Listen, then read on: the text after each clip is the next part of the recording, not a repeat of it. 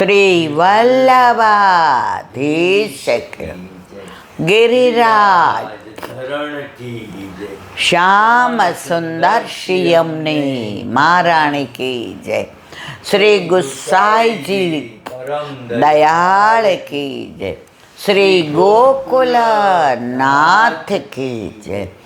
दाव दयाल की जय। श्री नवनीत प्रिया लाल की जय। अपने माथे विराजता सेव्य स्वरूप की जय। बधाई वैष्णव ने जाजा करे जय श्री कृष्ण। जय श्री कृष्ण। ઘણાને એમ થતું હશે મહિનાથી કેમ ફરફર કરે છે, અહીંયા બેસે ને અહીંયા એટલા સખત પગ દુખે જબડો કે નથી આમ બેસાતું નહીં આમ। હવે આજે અહીંયા બેઠી, હવે એમ થાય શું કરું।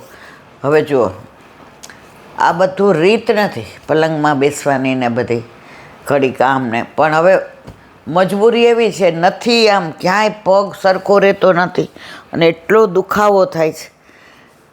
શ્યામ રાખે તેમ રહીએ ઉદ્ધવજી, શ્યામ રાખે તેમ રહીએ। મારા શ્યામને કાંઈ નવ કહીએ ઉદ્ધવજી, મારા શ્યામને કાંઈ નવ કહીએ। પ્રભુએ એટલી કૃપા કરી છે કે આપણે બધા એને હાલતા ચાલતા રાખે, પણ દેહના દંડ તો બધા એ ભોગવવા જ પડે। અત્યારે હવે શીતકાળના દિવસો, હવે ખાંડની સામગ્રી ઓછી આવશે, હવે ગોળની આવશે। ખાંડની ઉનાળામાં આવે, કારણ કે ઉનાળામાં પ્રભુના તત્સુખનો વિચાર કરતા ગોળ ગરમ પડે। હવે અત્યારે ખાંડથી ને શરદી થાય, એટલે ગુસાઈજી પરમ દયાળે રાગ ભોગ ને શિંગાર ઋતુ પ્રમાણે પ્રભુના તત્સુખનો વિચાર કરી અને આપણને સેવા પ્રણાલી આપી છે। વલ્લભ તો એક મોરચંદ્રિકા, ગુંજામાળા અને વસ્ત્ર, કારણ કે વલ્લભ તો 52 વર્ષ અને 11 દિવસ ચાલીને 3 વાર પૃથ્વી પરિક્રમા કરી, ભારતની પરિક્રમા। એક જગ્યાએ રહ્યા જ નથી, એક જગ્યાએ બિરાજે તો બધી રીત થાય ને। ચાલતા ચાલતા જ્યાં ટાઈમ થાય ઠાકોરજીને ધરાવવાનો ત્યાં મુકામ કરે, ગામમાંથી ને બધું એ રીતના વ્યાવૃત્તિ કરે, અને જે યથા દેહે તથા દેવે સ્વયં પાકી હતા। આટલા સેવક સાથે હતા છતાં વલ્લભ કોઈની ટેલ લેતા ન, જાતે જે પ્રભુ કે એ બનાવે, એ ધરાવે, એ સરાવે ને પોતે લે। પછી જેવો ટાઈમ મળે એટલે ગ્રંથોનું બધું, આ 16 ગ્રંથ ને બધું કોણે, કેટલા ગ્રંથો વલ્લભે લખ્યા છે, એ બધા પાયમમાં ગુરુ ગોપીનાથજીના વહુજી સાઉથમાં લઈ ગયા, અને પછી શું થયું કોઈને ખબર ના। આ જેટલા મળે છે આપણને 16 ગ્રંથને, સુબોધિનીજીને, તત્વાર્થ નિબંધને, એના સિવાય પણ વલ્લભે ઘણા ગ્રંથ લખ્યા છે। તો મારા વાલા, 52 વર્ષને 11 દિવસમાં આપણે તો કાંઈ ન કરીએ, વલ્લભે એક પળ પણ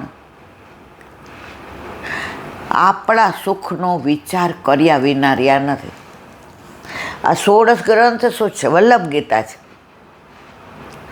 જેમ ઠાકોરજીએ અર્જુનને કુરુક્ષેત્રના મેદાનમાં, એટલે કે યુદ્ધના મેદાનમાં જે ગીતાજી સંભળાવ્યા સ્વમુખે, એમ વલ્લભે આ 16 ગ્રંથ જે 16 શણગાર છે શણગાર વિનાની સ્ત્રી કેવું લાગે?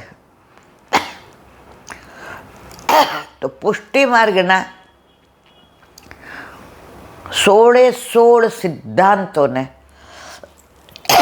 એવી સરસ રીતે માળાની જેમ ગોઠવી અને આપણને વલ્લભ ગીતા આપી.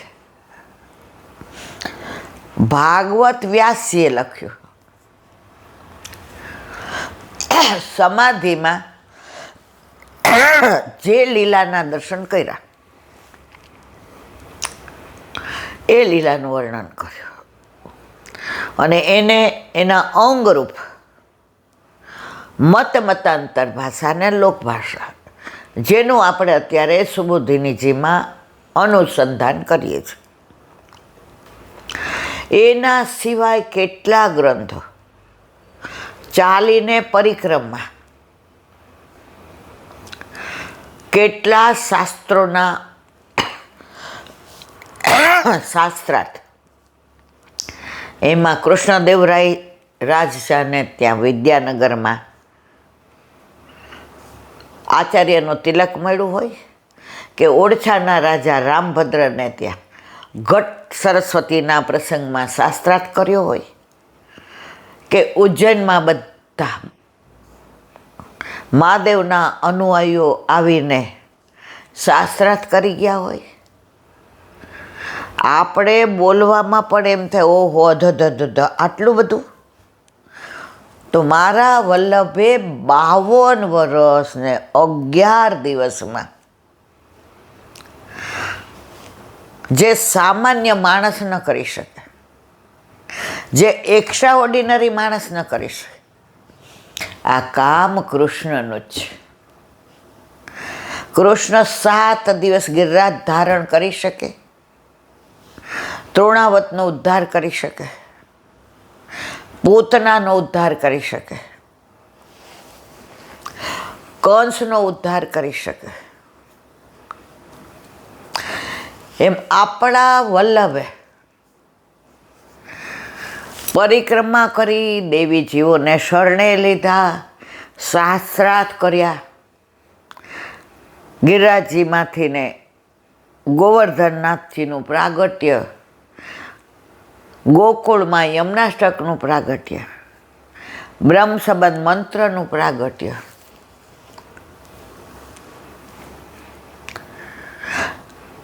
આ બધું કોઈ મહામાનવનું કામ નથી.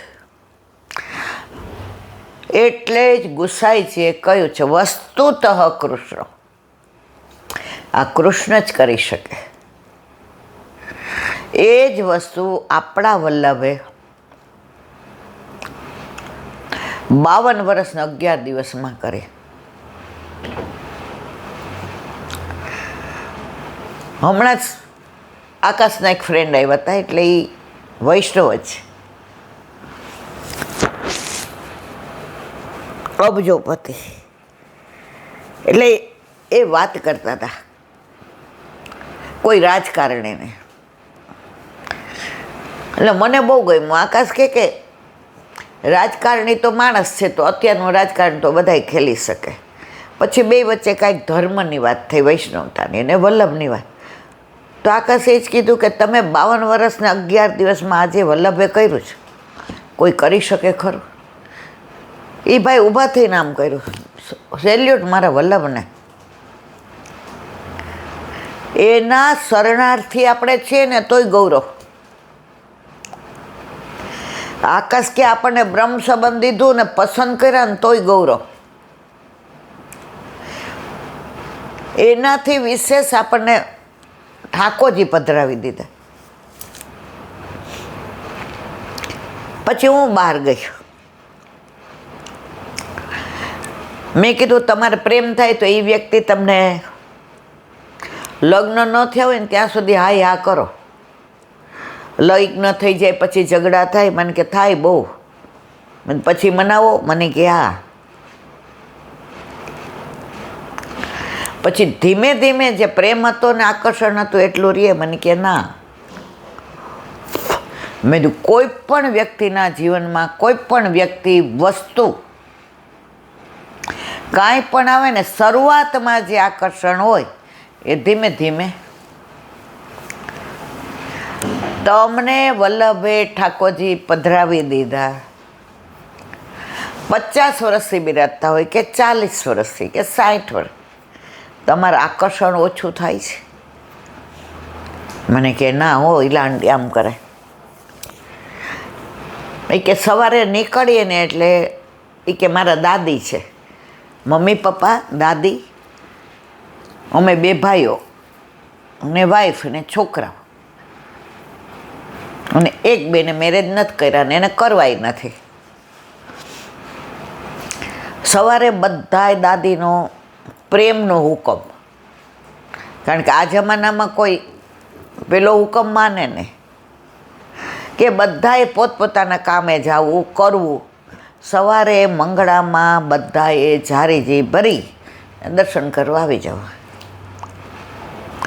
એ કે દાદી પહેલાં 6:30-7 ઠાકોરજીને જગાવતા હતા. હવે છોકરાઓને સ્કૂલે જવાનું હોય ને કોલેજ હોય ને, કારણ કે હું ને મારા ભાઈ ભેગા રહી છે. હવે ઠાકોરજી એવા ટાઈમે જાગે એટલે 9-10 વાગે ને 10-15 મિનિટ આગા પાછું. તો બધાય અમે સવારે બા એટલે કે મારા દાદી ઝારીજી ભરે અને અમે બધા હાથ અગાડીએ.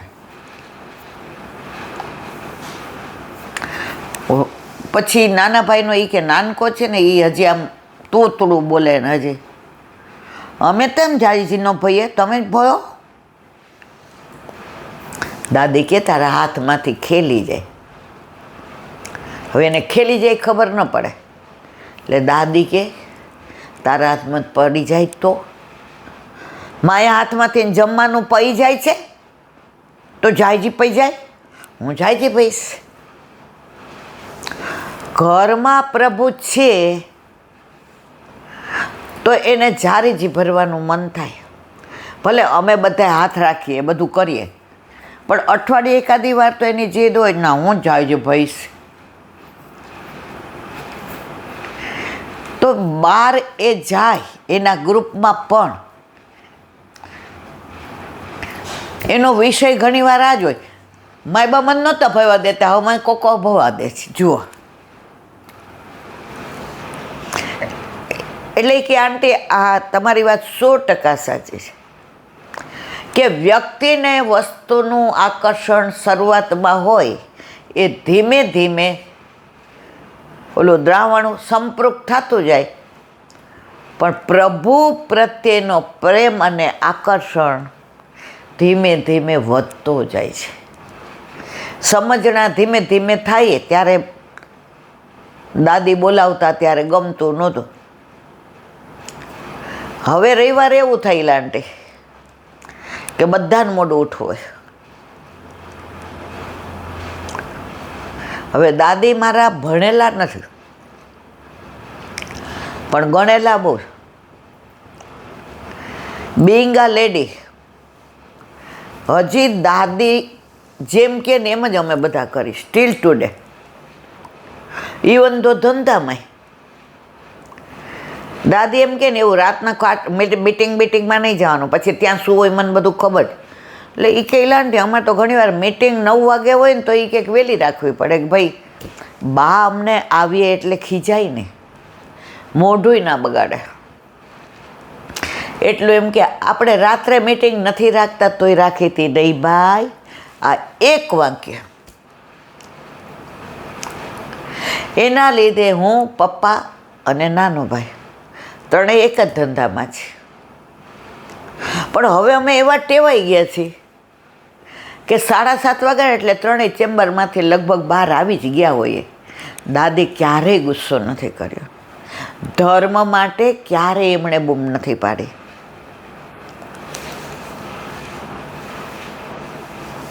અમને સમાયરા છે અને 7:30 વાગે નીકળીએ એટલે 8 વાગે તો આવી જ જઈએ. હિંચકે બેઠા હોય, આમ ઠેલતા હોય, આમ એમની પર્સનાલિટીને એમનું બોલવાનું ને. એટલે જેવા ગાડીનો હોર્ન વાગે એટલે તરત 3 ખુરશી બહાર આવી જાય. મને યાદ નથી લાંટી કે સીધા અમે ઘરમાં ગયા હોય. અમે નવા પરણેલા હશે ને, અમારા વાઈફાઈ રાહ જોતા હશે ને. અમારા નાનાની વહુ તો ફોરેન ભણેલી છે. શરૂઆતમાં તેને ગુજરાતી બોલવામાં તકલીફ પડતી હતી. બે હારે ભણતા હતા. વૈષ્ણવ ધર્મ નહોતો, પણ અત્યારે એટલી બધી અનુકૂળ થઈ ગઈ છે. લાવીને પેલા બાને જય શ્રી કૃષ્ણ કરીને પગે લાગે. સરસ ભાઈ, હાથ મોઢું ધોઈ લ્યો ને ફ્રેશ થઈ જાઓ, પછી ટેબલ પર આવો. ત્યાં પપ્પા એમ કે આજે તો બા મીટિંગ હતી. એ કે હા ભાઈ, મીટિંગ તો હોય જ, ધંધો હોય ને એટલે મીટિંગ હોય. પણ આપણે સારું કે 8 પછી કોઈ મીટિંગ નથી રાખતા, એમ કરીને મેન્શન કરી દઈએ કે 8 વાગ્યા પછી, અને બધા ઘરના સાથે ટેબલ પર વહુ દીકરા, બે વહુઓ ભાખરી કરતી હોય કે પૂરી કરતી હોય કે વેરાયટી કરી હોય, એ કરીને ટેબલ ઉપર આવી જાય. બા બધાને કે ચલો બધાય